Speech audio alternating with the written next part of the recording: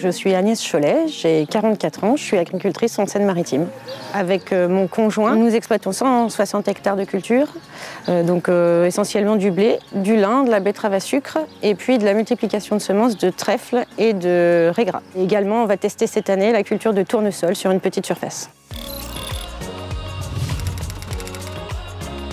Je suis récemment installée agricultrice, mais je ne suis pas sans ignorer complètement l'agriculture, puisque j'ai travaillé 15 ans pour différentes structures agricoles, type chambre d'agriculture ou interprofession. Donc j'ai eu l'occasion effectivement de voir de l'autre côté, côté salarié, un petit peu les relations entre industriels et puis producteurs. Donc c'est très intéressant en tant que producteur maintenant d'aller voir un petit peu comment ça se passe dans notre propre coopérative.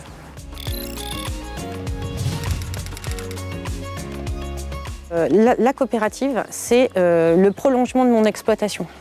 Et si je ne m'intéresse pas à ce qui se passe après, sur comment on transforme, en quoi et comment on va le vendre, eh bien je me dis que quelque part j'ai loupé la valorisation du produit que pourtant je me suis embêtée à produire en quelque sorte, en tout cas pour lequel j'ai mis beaucoup d'énergie. Donc pour moi c'est important là-dessus.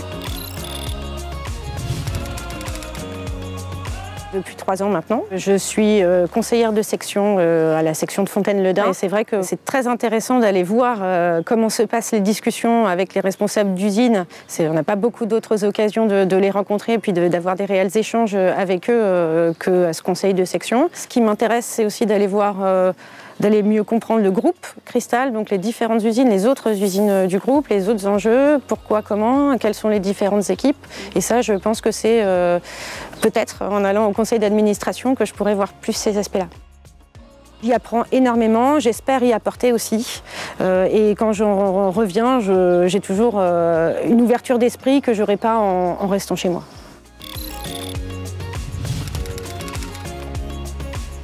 L'intérêt de cette formation à tout jeune, c'est vraiment la diversité des participants en termes d'origine géographique, parce qu'il y a des participants de chacune des usines du groupe. Donc le premier point fort de la formation, pour moi, ce sont les échanges, c'est la découverte des autres systèmes de production, des enjeux qui sont différents des nôtres, des problématiques que peut-être on ne se pose pas.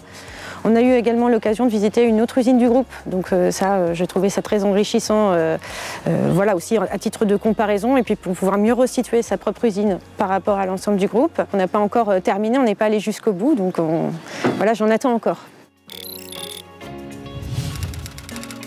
Oui, je suis prête à recommander aux autres agriculteurs de participer plus activement et d'être acteurs en étant effectivement administrateurs de leur coopérative.